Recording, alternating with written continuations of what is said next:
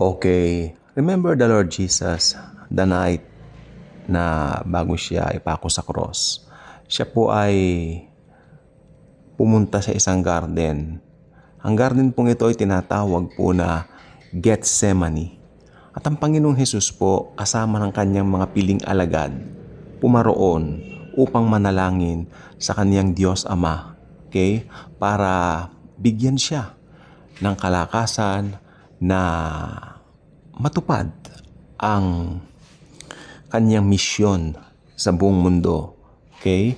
At ang alam naman po natin ng misyon ng Panginoong Hesukristo dito sa lupa, ang mamatay para sa kasalanan ng buong sangkatauhan, buong sangkalupaan, buong sandaigdigan. At syempre, nung siya po ay nandito ng 33 years, makinig po kayo mabuti, importante po ito, nagpasakop siya ng todo sa Ama.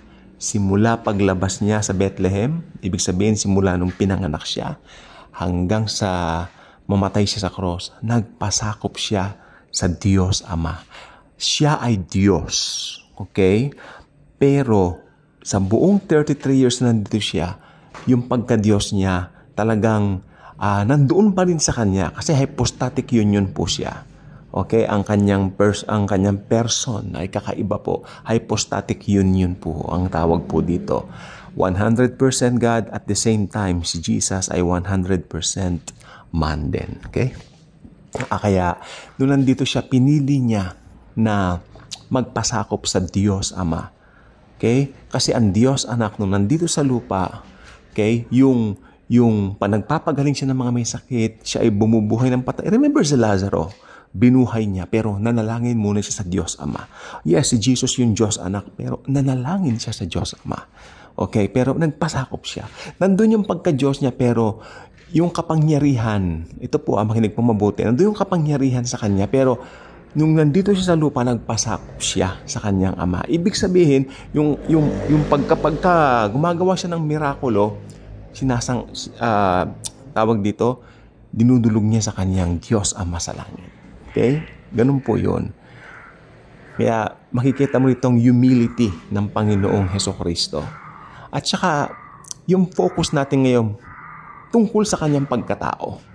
Jesus again is 100% God and 100% man at the same time. We call that hypostatic union. Okay?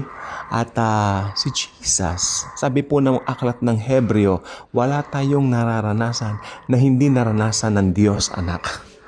Siya ay Diyos Anak, pero lahat ng nararanasan ng tao, kaya hindi ka pwedeng magreklamo, Lord, bakit ganito nangyayari sa akin? Lord, bakit po ganitong situation ko? You cannot complain because God the Son experienced it all, not katawang tao siya rito. Always remember that. Nagkatawang tao ang Diyos Anak ng 33 years. Lumakad siya sa buong mundo, di ba? Nilakaran niya ang kanyang creation. Ibig sabihin, siya ay pumarito sa mundo. Pero ang masaklap po nito, sabi ng Bible, sabi niya rito, siya ay pumunta sa kanyang sariling kanya. Ano ba yung sariling kanya? Yung kanyang creation, buong mundo. Siya ay pumunta sa mundo, pero the world did not receive Him. Pumunta siya sa sariling kanya. Ano yung sariling kanya? Ang buong mundo. Pero nireject siya ng buong mundo. Hanggang ngayon, nire-reject siya ng buong mundo. Okay? It's so sad. Okay? Meron po isang pangyayari sa kanya. Nung siya po ay bago po huliin. Alam niyo, pagkakanulo siya ni Judas Iscariot. We know all that traitor si Judas. Okay? Pero sa Panginoong Jesus, dahil Diyos siya, nandun po yun. Alam niya yun. Sabi nga niya, Judas, kung ano man gagawin mo, do it quickly. Huwag mo nang patagalin. Alam ni Judas, tuwing dumarating ang Webes ng gabi, pumupunta si Jesus pagkatapos ng hapunan sa isang huerto o isang garden na kung tawagan ay Gethsemane. Kaya nakipagkumplot na siya kila Caiaphas, kila Anas, at kung sino mga high priest during that time. At ang Panginoong Jesus po ay kanila na pong susugurin para huliin. Okay? Pero bago po yan, nanalangin si Jesus. Okay? At sa pananalangin po niya, may binanggit po ang Bible. Ito gusto ko po sana itong i-magnify po natin to. Okay? Marami po nagkakamali rito eh. Minsan tinatanong kami, ako mismo nung bago akong Kristiyano, saan unang pumatak ang dugo ni Jesus? Okay. Sabi nila, syempre nung siya raw ay hinampas. No! Unang pumatak ang kanyang dugo sa huerto o sa garden ng Gethsemane. Bakit po ba naging dugo yung sweat niya o pawis niya? Meron po kasing condition kung scientifically speaking ang ating ibibigay na paliwanag dito. Merong isang explanation. Bakit po gayon? Ang tawag po rito ay hematidrosis. Again, hematidrosis. Ibig sabihin nito, kapag ka masyadong stress, bagot, magkakahalong lungkot, lungkot, stress, feeling down, feeling betrayed, basta, may sabi mo lang, me against the world. Pag ganun ang feeling, lahat ng bigat, nasa iyo na, may chance daw na magpawis ka ng dugo. Pero, bibihira po yung mga nakakaranas ng gayon. Okay? At ang Panginoong Jesucristo is one of the rare person na nakaranas noon.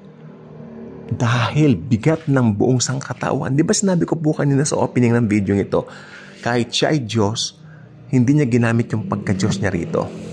Nagpasakop siya sa Ama, kaya yung ginagawa niya may mirakulo galing sa Ama yun nung nandito siya sa lupa. Bilang part ng pagpapasakop niya. Tandaan niyo po yan. Pero yung pagka-Diyos yan nandoon. Kaya nakikita niya. Alam niyo ang Diyos, alam niya yung umpisa, kasalukuyan hanggang wakas. Nakita na lahat ni Jesus yan. Nakita na rin ni Jesus yung mga magiging born again, yung mga mananampalataya sa Kanya. Ever since, Diyos siya eh. Hindi siya sakop ng time. Jesus Himself created the time. Okay? Pero siya po ay pumarito para magpasakop ng 33 years. Kaya habang nandito siya, sabi ko nga po, ulitin ko, nagpasakop siya sa Kanyang Diyos Ama. Okay? Kaya ganun po ang nangyari. Pero nakita niya yung mga gagawin sa kanya ni Judas, yung hahampasin siya, puputungan ng koronang tinik, magbubuhat ng mabigat na cross, ipapako dito afterwards, mamamatay.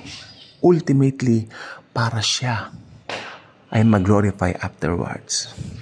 Then the redemption, nakita niya na talagang successful ito. Pero sabi ko nga po, not until nung siya ay nabuhay na magmuli, doon niya nang ginamit yung kapangyarihan niya.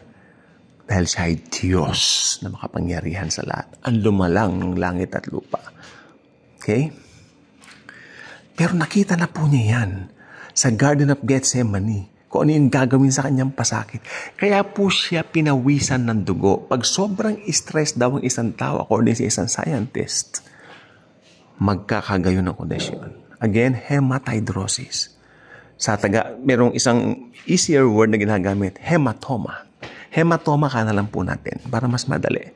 Kasi ang talagang exact nabigay na wordings nito ay hematidrosis. Okay?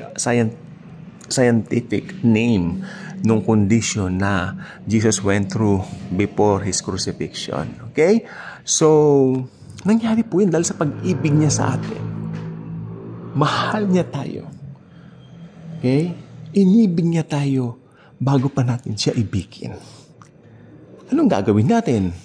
Simple lang. Say, thank you, Jesus. That's enough. Thank you for your sacrifice. At alam niyo ba si Jesus pa nagpapasalamat sa atin pag tinanggap natin yung kanyang sacrifice? Thank you for accepting my sacrifice for you. Ganyang kabuti si Jesus Christ. Mahal niya tayo. Iniingatan niya tayo. Wala tayong kinatakutan na nangyari. Pwede ko pong sabihin yan, wala tayong kinatakutan na nangyari because si Jesus na pagtagumpayan niya na ang lahat ng dapat pagtagumpayan. And we are more than conquerors because of Him who loved us and gave Himself for us. Thank you. Jesus truly loves us all. God bless.